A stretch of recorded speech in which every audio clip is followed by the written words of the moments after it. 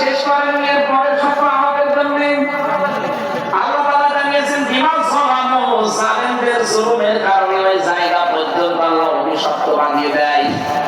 বাংলাদেশের 630টা থানা কম বেশি প্রায় জায়গায় আমার ছাওয়া হয়ে গেছে। সম্মানিত উপস্থিতি, আমরা এখন একজন দর্শনার্থীর সাথে কথা বলবো, যিনি ওয়াজ শুনতে আসছেন, একজন মুসল্লি। ভাই সালাম আলাইকুম, কেমন আছেন? কোথায় থেকে এসেছেন? কেন এসেছেন এখানে?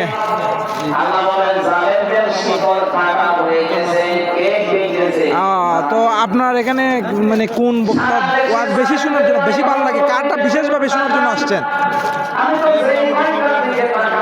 একটু জুড়ে বলেন, একটু জুড়ে বলেন।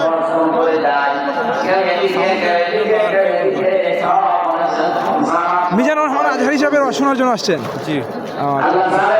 আজকে মিজানুর রহমান আজহারি সাহেব এখান থেকে কিসের ডাক দিবেন আপনি বলে বিশ্বাস করেন? জি, যখন বলে ধন্যবাদ আপনাকে। ভাই কেমন আছেন?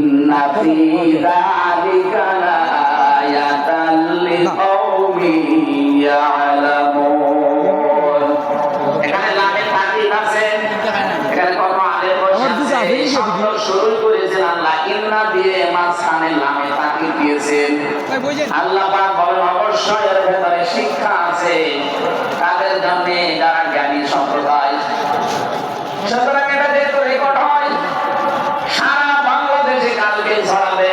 সবাইকে উদ্দেশ্য করে বলছি, জালেমদের এত বড় শিকড় যদি আল্লাহ কেটে ফেলতে পারে, আগামীতে যারা চেয়ারে বসবেন ক্ষমতায়, তারা খুব চিন্তা ভাবনা নিয়ে রাষ্ট্র চালাবেন। আপনার বা যেন জনগণের উপরে জুলুম হয়ে না যায়। যদি আপনার বা জুলুম হয়, আগামী 5 বছর পরে আপনার বাড়িও দেখবেন শ্মশান হয়ে গেছে। আমি আশা করি আমার বক্তব্য আপনারা বুঝেছেন এবং রেকর্ড হওয়ার পরে যারা শুনবে তারা বুঝবে।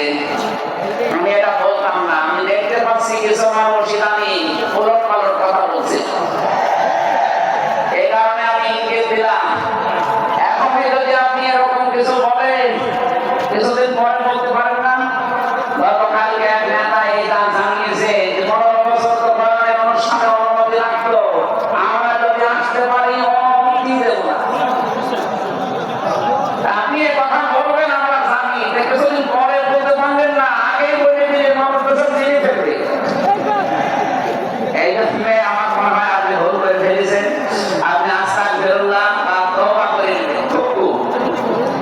এরকম কিছু দিয়ে অন্তত ফিরে আসবেন যে না, এটা এখন আমি বলবো না, কিছুদিন পরে বলবো। মানুষকে আল্লাহ সম্মান দিয়েছেন, সেই মানুষের উপরে যারা জুলুম করে, তারা আল্লাহ কেসের আসামি। পুলিশের কাছে পাঠাবেন, পুলিশ বাদী মামলা হবে। আর যারা মানুষ হয়ে মানুষের উপরে জুলুম করে, তারা আল্লাহ বাদী মামলার আসামি। আল্লাহ কিন্তু ইয়াসলিমুনা আল মুসলিমুনা দেননি যে মুসলমানদের উপরে যারা জুলুম করে, ইয়াসলিমুনা নাস দিয়েছে।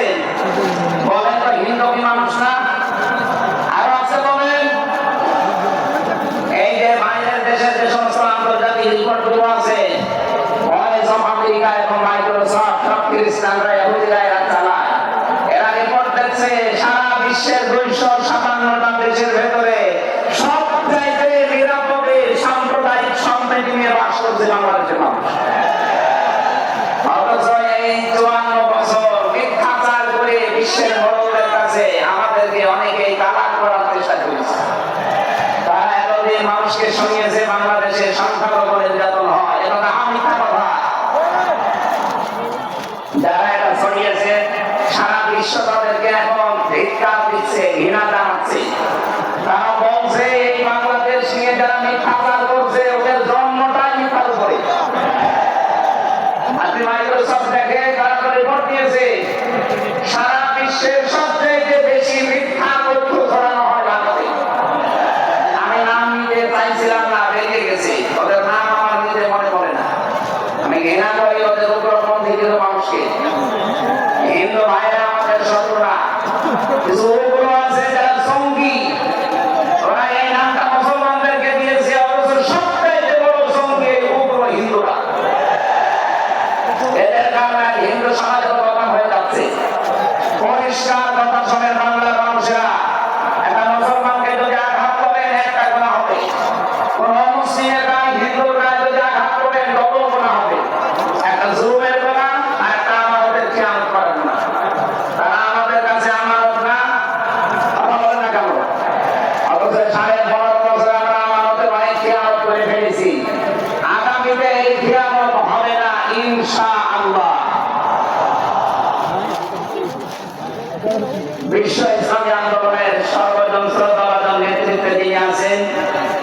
আমাদের সিলেট বিভাগের কৃতি সন্তান উনি অলরেডি জানিয়ে দিয়েছে এদেশে যদি ইসলাম আসে সবচাইতে বেশি নিরাপদে থাকবে অমুসলিমরা। এই জন্য গাইবান্ধায় দেখলাম একটা অনুষ্ঠানে তার আগে একজন হিন্দু পুরোহিত ঠাকুর বক্তব্য দিচ্ছিল যে